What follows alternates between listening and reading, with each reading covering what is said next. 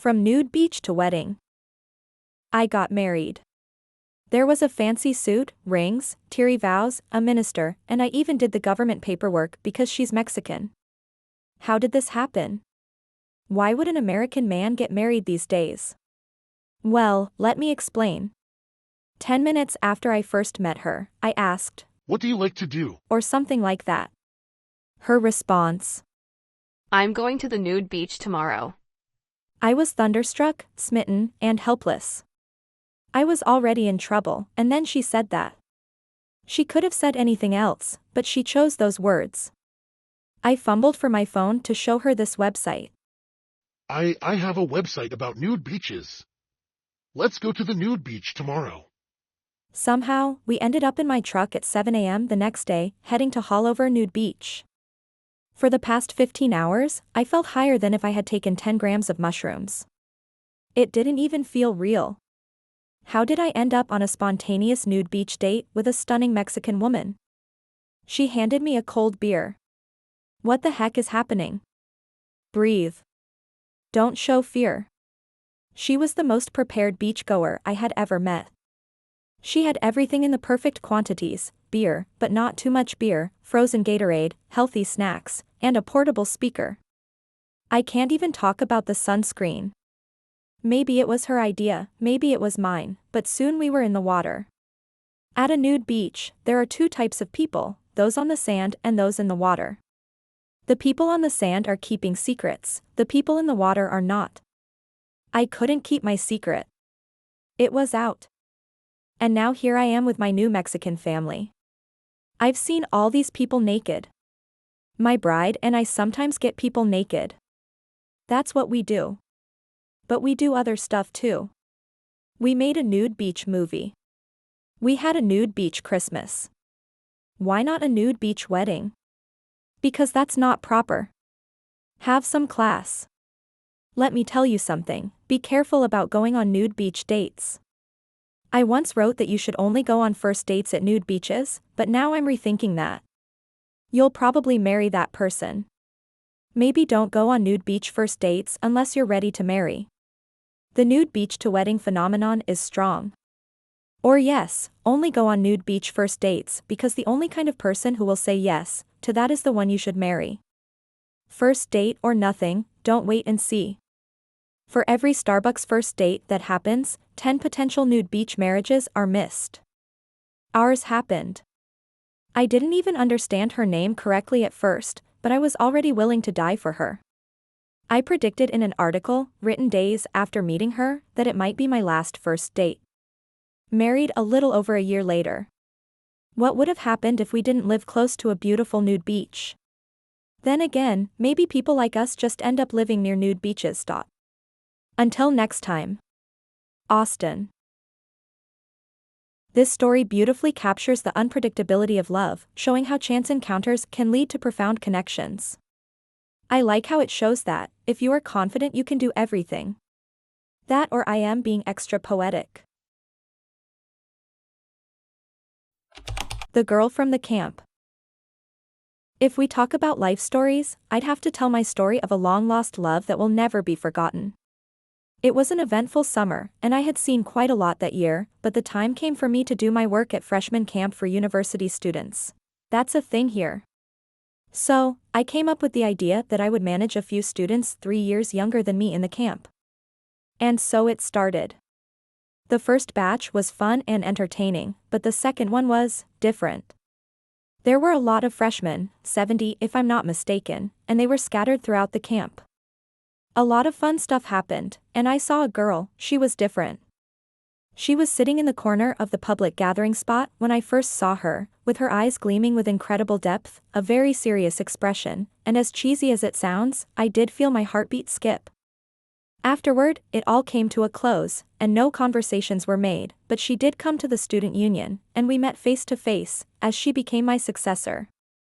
That year was quite horrible for me as I couldn't deal with the death of my best friend. I know it is not an actual term, but since the friendship was awesome and full of love, it is applicable.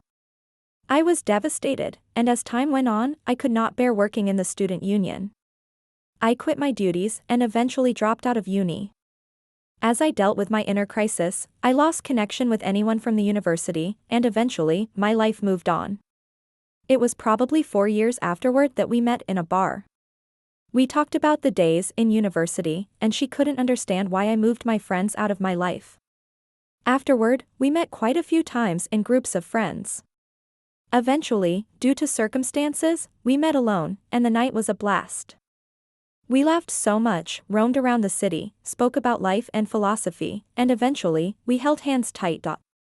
I do have to tell you I had a girlfriend at the time, but we were friends, so we didn't see any harm. And so, a friendship was formed, or so we thought. We met a few times in groups and alone, and everything was going fine. I thought I found myself a new bestie. But I couldn't have been more wrong. Maybe 2 years later, we accidentally met in a bar. Someone was having a bachelor party and thought she was my wife. Well, we did play along. Then we went to a club closing party with friends, and for some reason, we decided to dance. I am no dance person. While dancing, I saw her cat-like deep almond-shaped brown eyes, and as we got slower at dancing, I felt a soft, feathery touch on my lips, and the world around me went slow.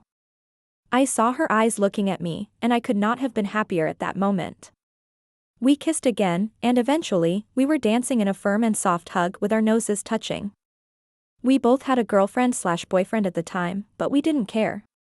We were in the moment, and nothing else in the world mattered. Then, as we got sober, we met to discuss what happened. We told each other that it was quite obvious that we were in love and both felt it. We experienced all the romance and love we could think of. But it all had to come to an end. We decided to split for the sake of our relationships, and it was horrible.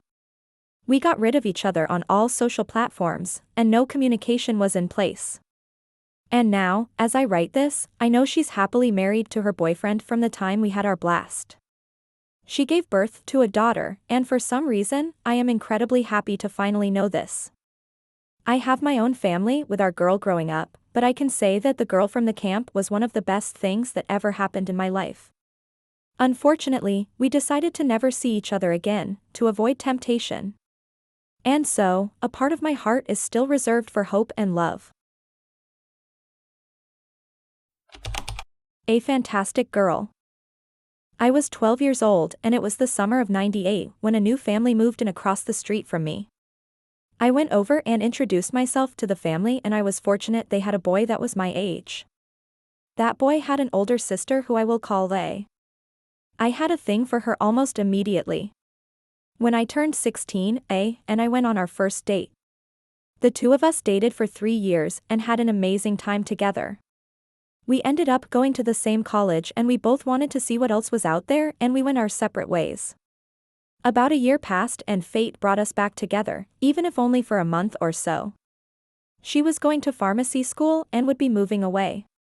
A move I was not ready to make. We remained friends on Facebook. We would eventually comment on the family photos we would post with our spouses and kids. Little did she know that she was always the one that got away. About 12 years later I found myself getting a divorce. It was a tough process, but I knew I'd be happier in the long run. I dated a bit since the divorce, but I could never find that true feeling of love that I had with A. Then 15 years after we went our separate ways, I would get a message on Facebook. A was also getting divorced and said she wondered if I thought about her. We have been together since. I don't know where this will lead us, but I'm so excited to be back on the journey with A. Wow. From a childhood crush to teenage romance, and now, rekindling their connection after 15 years apart, it's clear that some bonds are meant to last. Their story is a beautiful reminder that love has its own timing, and sometimes, the right person comes back into your life when you least expect it. Here's to their exciting new chapter together. Thanks for watching, everyone. I'm so happy to share these stories with you all. If you've ever experienced something similar or have any advice for navigating a rekindled relationship, I'd love to hear from you in the comments. Until next time, take care and cherish the ones you love.